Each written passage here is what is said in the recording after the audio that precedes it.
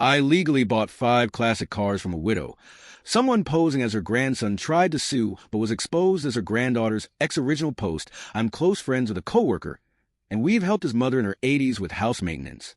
His mother's neighbor, I'll call her Elaine, was in her 90s in 2016 when Elaine's husband who was in the home died. While doing maintenance on my coworker's mother's house, I drove there in my 1975 Falcon, and Elaine came out to ask me to have a look at some cars I might like that had belonged to her husband.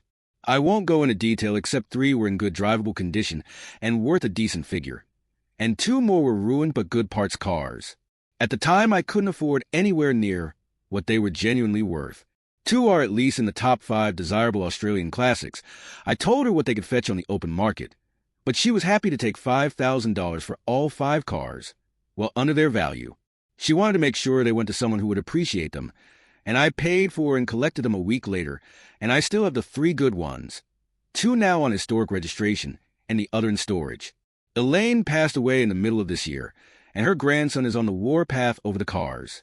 He's found my contact details and phoned me several times threatening to sue for effectively stealing the cars from his grandmother, and has turned up at my front door once demanding the return of the cars. I have not been served or received anything in writing from him in a legal sense, only his business card, which sounds dodgy. I verified he's an actual lawyer as he claims through a website of his employer, which lists him with a photo as specializing in commercial and insurance law, just like his business card.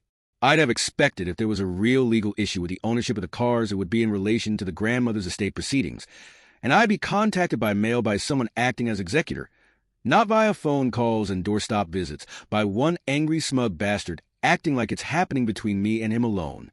Since I'm not a lawyer, and my presumptions could be completely out, I'm posting here. If need be, I could now afford the market price of all the cars. Is the grandson likely to have a case, and should I find a lawyer of my own? Relevant comments are CG now, but if Elaine's husband left them to her in his will, she was free to do with them as she pleased. Ergo, the grandson has no claim. He'd be banking on your uncertainty of that to strong-arm you into cutting a deal. Don't ignore any official summons or claims, but you can safely tell him to sod off over the phone. If you want to get really petty, you could contact his law firm and complain about him, but as long as he wasn't intimating that his employer was in any way involved, it's none of their business, so they could tell you cool. So what? Oop. Thanks. Banking on my uncertainty is a good way to describe the vibe I'm getting from him. He's not exactly throwing his law firm's name around, but it is on the business card he gave me. Op on what the cars are, I feel more comfortable describing them now after reading the responses here. One registered is an XYHD replica and nice shape built from a Fairmont. The other registered is an XB Fairmont coupe in excellent original condition. And the third I'm still working on getting back on the road is an XA Sedan Falcon 506. The last 2 were wrecks and have already been parted out and the good bits kept. A spare XA Sedan and an XW that looks like it had spent 30 years as yard art. The XW collapsed at the torque boxes in plenum while being trailered and nearly came off in 2 pieces, but worth it for the glass and trim alone. Update. I spoke with my co-worker about the issue and he talked with his mother, who clued me into her neighbor, Elaine from my previous post, not having any grandsons. My co-worker's mother is still in contact with Elaine's son and daughter as they own and still work on Elaine's old house next door. She put them in contact with me. They wanted to know who was actually threatening what about the cars as Elaine has no grandsons, and we spoke. They identified the lawyer grandson as an old ex. He was once a partner of, but not married to one of Elaine's granddaughters for a few years. He's also known to be in a lot of debt, which might explain desperate hunting for valuable items. Elaine's son and daughter reiterated that their dad had left instructions to Elaine for the cars to go to someone who cherished them, and they were happy they did, and glad to hear from me that they're still being looked after together. I haven't contacted the faux grandson's law firm yet. I have a lot of evidence of his misrepresentations to me, and after Googling Nest R Law, I'm not 100% sure of the legality of all of it, especially about sharing my home security and dashcam recordings directly to the other firm, or even speaking directly to them. I'll go through my own legal representation there as a filter on what I need to give them to make sure they know of his behavior linked to their firm. Small update. Fake grandson came around twice more. I now have multiple records of him visiting my residence, threats via text, and many phone calls to me after I asked him to not contact me again except in writing. Complaints have been made through my lawyer to his firm and relevant regulatory bodies. I informed him of the complaints on Thursday and reiterated not to contact me again, and I haven't heard a peep from him since. Last update. Fake grandson had already been dismissed from the firm before my lawyer and I complained, and he already has complaints against him for other reasons. Now to the next story, story 2. I cut ties with my best friend after discovering she slept with my boyfriend. She threatened suit, and my family pressured me to forgive her. Original post, and I don't care. I haven't reached out. She slept with my boyfriend behind my back. We're both 20F, and we've been friends since reception for the 5-year-old UK thing. She was my sister, my rock. We stood by each other through everything. When my parents divorced, she was there to offer a shoulder for me to cry on. When her grandmother died, I was there keeping her afloat throughout high school. I'd been dating my boyfriend, 21 million, for about 3 years. We started dating in sixth form, a version of UK college, and he was my first serious relationship. I introduced him to my family. He was many of my firsts. He was sweet, a little awkward being a gamer guy, but he treated me to date nights and always made me feel special. Maybe this is me being young and dumb, but I thought I'd marry this guy someday. This was something I told my best friend. Well, about a month ago while my boyfriend was in the shower, I saw a text notification pop up on his phone. We look at each other's notifications all the time, so I grabbed his phone to see it. It was from her, asking if they were still on for tonight, and if she should wear his favorite dress. He told me he was hanging out with friends and going drinking. Him going drinking with friends wasn't unusual, so I never thought anything of it. But in hindsight, I wonder how much of him going out was with friends and how much of it was going out with her. I saved screenshots of their conversations. I sent them to myself. I showed him the messages when he came out of the bathroom and demanded he explain himself about them. I couldn't contain how upset and angry and hurt I was. An argument ensued where I told him he was disgusting, and I left his place. Shortly after arriving home, I started getting bombarded with calls and texts from my best friend. I answered none of her calls. I couldn't stomach hearing her voice, but her texts ranged from, "She never meant to hurt me. My boyfriend hit on her first. It didn't mean anything." Then it got angry, saying I should hear her out. If I was a real friend, I would take her calls. I'm being petty and childish for not listening to her side. Then back to sadness, saying I was her closest friend in the world and she didn't want to lose me. My boyfriend was strangely quiet during this time. After a few days, I got myself together enough to send them both messages. Maybe it was cowardly, but I didn't have the strength to call them. I told my now ex-boyfriend that we were done, and I won't give cheaters any chances with me. He responded by trying to call me, but after the third or fourth attempt, he gave up. He sent me a final message saying it wasn't that big of a deal, that they just fooled around, but agreeing he didn't want to date me anymore. My ex-best friend was more persistent after I told her I wanted nothing to do with her. Day after day, I get messages and calls from her, demanding to talk, demanding we resolve this, demanding I not say anything to anyone, saying she stopped seeing him, saying she'll kill herself if I don't talk to her. Really fucked up shit. I ended up confiding to a mutual friend about what was going on because I was seriously beginning to wonder if I was being a bitch.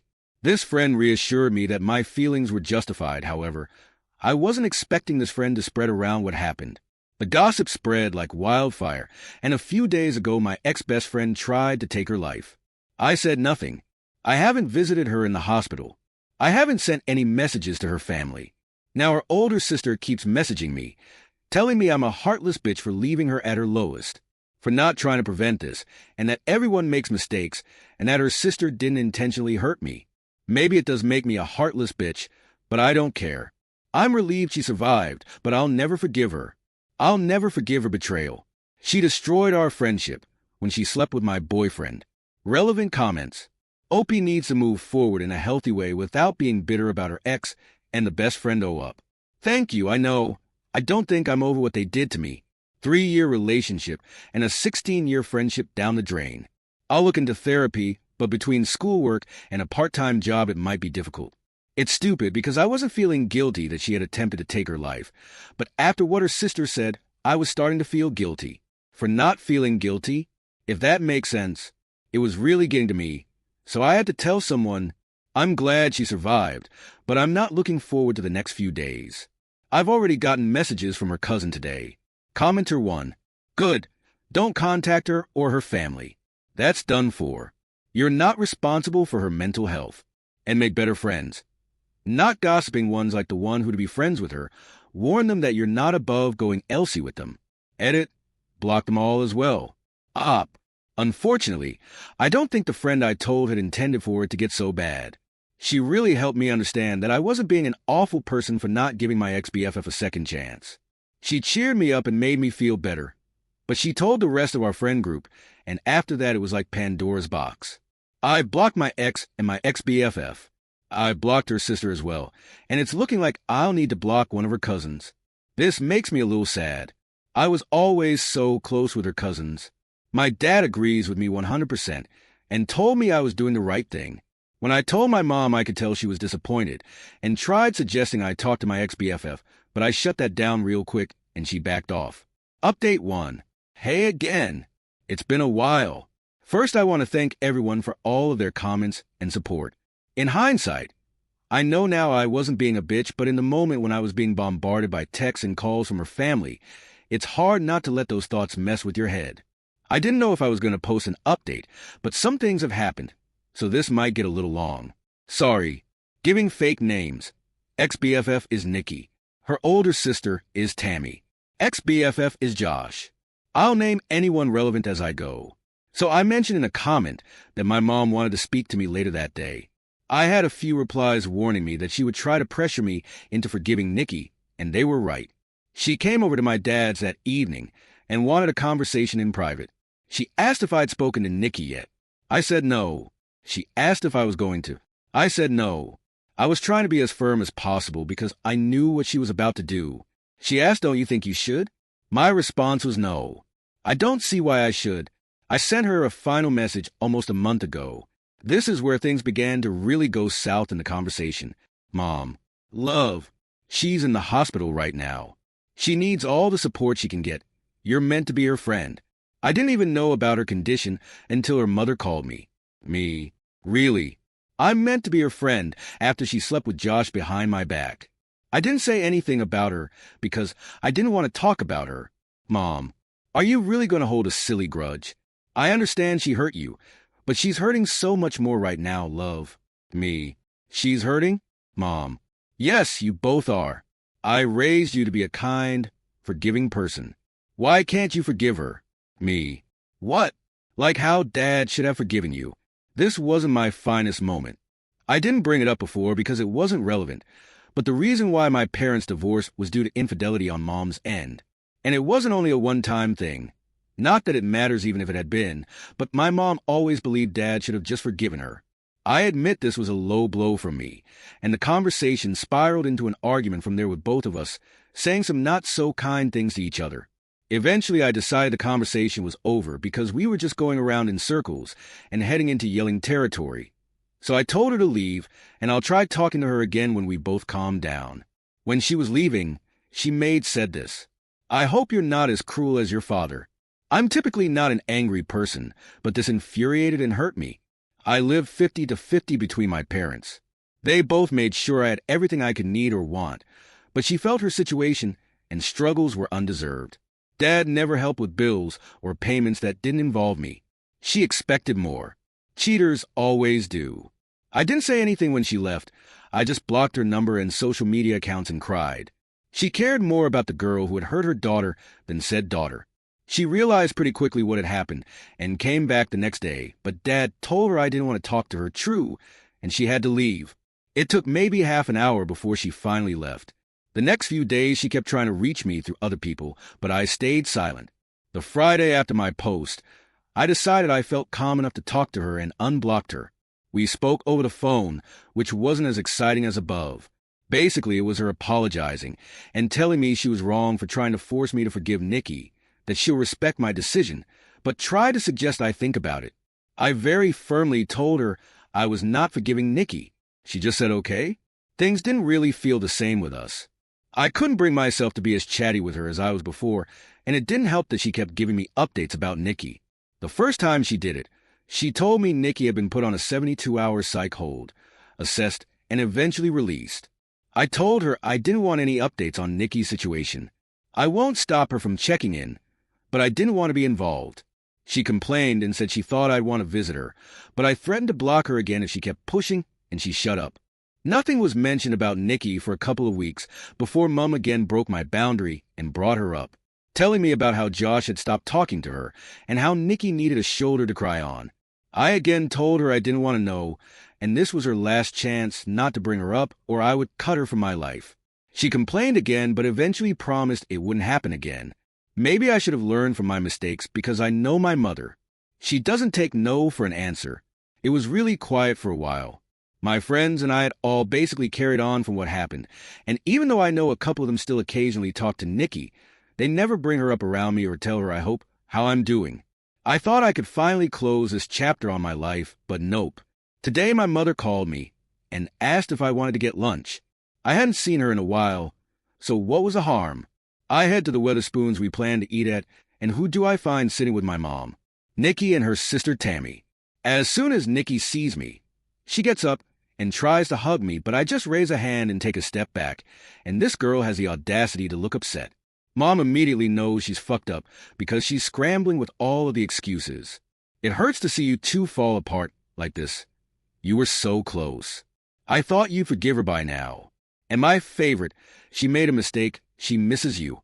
During this time, Nikki has been quiet, and I can see Tammy's glaring at me. I'm just so fucking angry and upset. I honestly didn't think she'd pull something like this. I wanted to leave and cry, but I looked at Nikki and said, for someone who's made a mistake, she sure hasn't apologized for it yet. She had this guilty look on her face and muttered something about me having her blocked and having no way to. I said, is that really all you have to say? And she just looked at me confused. I was done. I turned to leave and her sister started yelling after me, saying that I owed Nikki a second chance with all the trauma I put her through. While Nikki was begging me to just listen to her and talk to her, I told them all to fuck off and never contact me again and left. I managed to get out of there before Tammy started a fight and went home where I sent my mom a text a while ago telling her she'd better lose my number because she no longer has a spot in my life. Then I blocked her and just cried. My dad's been doing his best to comfort me, but it just hurt so bad that my own mother did this to me. So that's where things are at right now. I'll update if anything else happens, but this whole situation really fucking sucks. Relevant comments comment are 1. Good on you for knowing your own morals and thoughts and not letting anyone else tell you how to think. I hope your dad supports you in this. Hope. My dad has been my rock through this. He's always had my back. We've spent the last few hours having some drinks and chatting just to help take my mind off things. My dad's to thank for that. He taught me to stand up for myself and told me being kind doesn't mean being a wet towel. Makes me sad why he had to learn that lesson. Why was Opie still in touch with her mother when she cheated on Opie's dad? Opie, because she was still my mom. I was a teenager when my parents divorced, and it was my father who encouraged me to maintain a relationship with her. New update. Hey there, everyone. I'm the girl who made my ex-best friend attempted to take her live posts. I didn't think labeling this post like that really fit. I first want to apologize for taking so long to give you an update, and to also thank you for your kind words. I've not been able to reply to many messages, and I've had a lot, but I've taken the time to read through every single one, and I appreciate every single one of you. This Christmas has been amazing. I spent it with my family, with my dad. I went out Boxing Day night with my friends to party hard and regretted harder the following day. I'm in a much better place than I was back in December 2023. That's kind of why I struggled to give you all an update, because around Christmas plus New Year's 2023, I was not in a good place. I really needed to focus on myself and work on getting myself in a better place. As of January 2024, I have been no contact with my mother. Unfortunately, I've seen her since then, and I've done my best to avoid talking to her on the 3 occasions I've had to be in the same place as her. Not out of choice, mind you, but it is what it is. During Christmas 2023, she had expected that I was spending it with her and her side of the family. Given the events at that time, this was obviously not happening, and my dad told her as much. She lost her mind. She refused to take no as an answer leading up to Christmas. To the point Dad and I left for my paternal aunt's house on Christmas Eve to spend the night there. According to a neighbor, My birth giver showed up pretty early in the morning to catch us leaving, but was irate to learn we already weren't there. Thankfully, my aunt had moved house quite recently, so my mother didn't know the new address. But we came home to parcels completely destroyed on our porch the following Boxing Day. There was even a Christmas card labeled to me, but inside was a horrible letter from my mother, describing me as the worst daughter on the planet. That honestly destroyed me, and I spent New Year's a mess. It's difficult cutting off your own mother. I spent half of January 2024 trying to fix things with her, but it came to a head when I realized I was the only one forced to compromise. I finally cut off contact, and it's been that way since. There's been more between then and now, but I think those are incidents I'll post on my Reddit page or in the comments of this post to prevent it from getting too long. In terms of Nikki, I've heard she's doing better. We've not spoken since my mother's lunch escapade, but she's found a job and, according to a mutual friend, found a new circle. Despite everything that she's put me through, I'm happy for her. It's almost 2 a.m. here in the UK, so if I suddenly stop responding to comments, I fall asleep. Ready